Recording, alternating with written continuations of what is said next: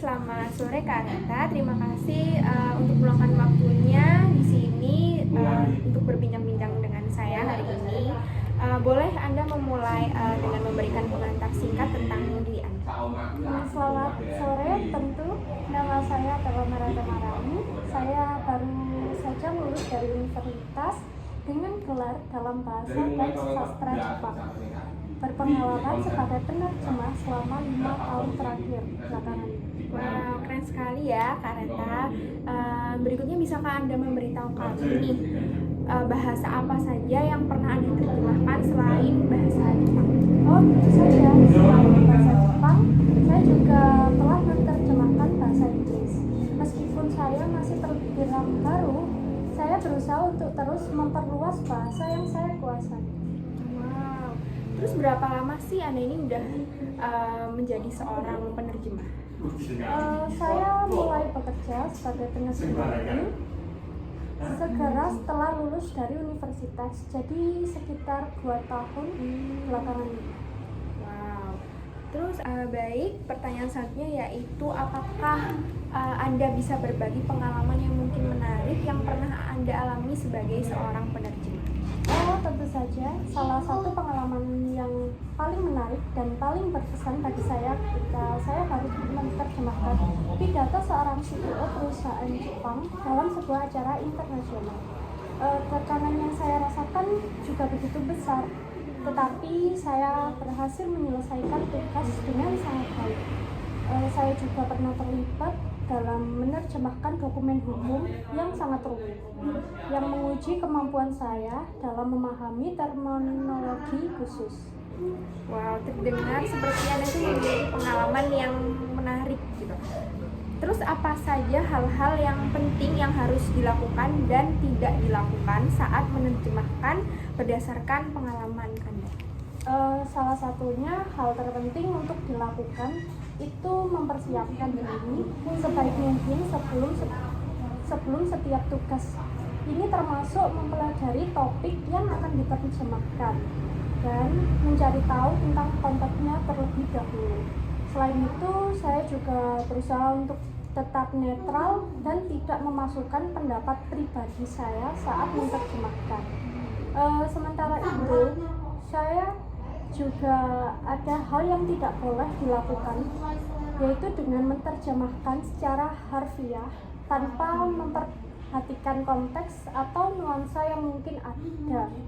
Selain itu, saya juga belajar pentingnya untuk tidak ragu meminta klarifikasi jika ada hal yang tidak saya pahami. Oke, baik, kita beralih ke pertanyaan selanjutnya ya. Jadi saya ingin menanyakan nih bagaimana Anda mengelola situasi di mana Anda itu harus menerjemahkan konten yang sensitif atau kontroversial. Itu pertanyaan yang baik sekali. Ketika saya menghadapi situasi seperti itu, saya berusaha untuk netral dan objektif dalam menerjemahkan konten tersebut.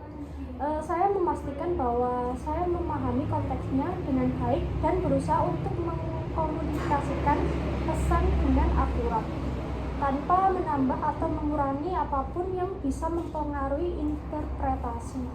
Selain itu, saya juga memastikan untuk tetap menjaga kerahasiaan informasi yang mungkin terkandung dalam konteks yang saya terjemahkan.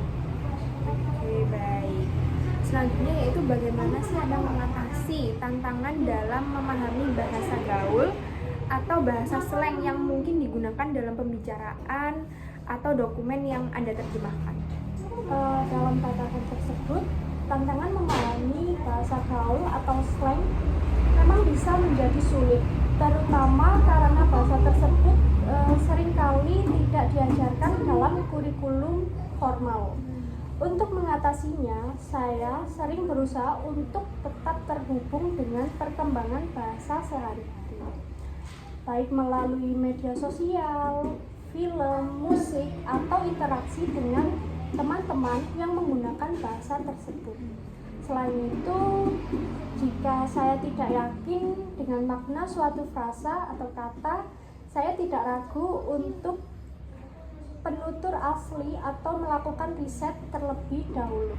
Oke, pertanyaan selanjutnya yaitu bagaimana Anda menjaga keseimbangan antara mempertahankan keaslian pesan asli dan memastikan pemahaman yang tepat oleh audiens yang dituju. Untuk menjaga keseimbangan antara keaslian pesan asli dan memastikan pemahaman yang tepat oleh audiens adalah kunci dalam penerjemahan yang efektif. Saya berusaha untuk memahami tujuan komunikasi dari pesan asli, kemudian saya sampaikan dengan cara yang sesuai dengan budaya dan konteks audiens yang dituju. Terkadang ini melibatkan penyesuaian atau penjelasan tambahan untuk memastikan bahwa pesan tersebut dipahami dengan benar oleh audiens, tetapi saya selalu berusaha untuk tetap setia pada inti dari pesan asli tersebut. Oke, baik, pertanyaan selanjutnya yaitu ini menjadi pertanyaan terakhir ya. Jadi apa yang Anda lihat sebagai tantangan terbesar dalam profesi sebagai seorang penerjemah? Mungkin salah satu tantangan terbesar dalam profesi penerjemah seperti saya adalah menjaga kualitas dan akurasi dalam setiap penerjemah, terutama dalam situasi yang cepat berubah atau ketika dihadapkan pada konten yang kompleks. Selain itu, juga penting untuk terus mengikuti perkembangan bahasa dan teknologi yang mempengaruhi cara kita bekerja. Tetapi dengan komitmen untuk belajar dan berkembang, saya yakin tantangan tersebut dapat diatasi dengan baik. Pengalamannya sangat banyak sekali ya Kak Reta. Terima kasih banyak loh atas waktunya dan wawasan Anda. Saya yakin tuh banyak orang-orang yang mungkin termotivasi untuk menjadi seorang penerjemah gitu. Jadi semoga sukses terus ya dalam karir Anda. Saya juga terima kasih untuk kesempatan ini. Saya senang bisa berbagi pengalaman dan pengetahuan saya. Semoga bisa bermanfaat untuk kita semua. Terima kasih Kak Reta. Oke, baik, kita beralih ke pertanyaan selanjutnya ya. Jadi saya ingin menanyakan nih bagaimana Anda mengelola situasi di mana Anda itu harus menerjemahkan konten yang sensitif atau kontroversial. Itu pertanyaan yang baik sekali. Ketika saya menghadapi situasi seperti itu, saya berusaha untuk netral dan objektif dalam menerjemahkan konten tersebut. Saya memastikan bahwa saya memahami konteksnya dengan baik dan berusaha untuk mengkomunikasikan pesan dengan akurat, tanpa menambah atau mengurangi apapun yang bisa mempengaruhi interpretasi. Selain itu, saya juga memastikan untuk tetap menjaga kerahasiaan informasi yang mungkin terkandung dalam konteks yang saya terjemahkan. Oke, baik. Selanjutnya yaitu bagaimana sih Anda mengatasi tantangan dalam memahami bahasa gaul atau bahasa slang yang mungkin digunakan dalam pembicaraan atau dokumen yang Anda terjemahkan?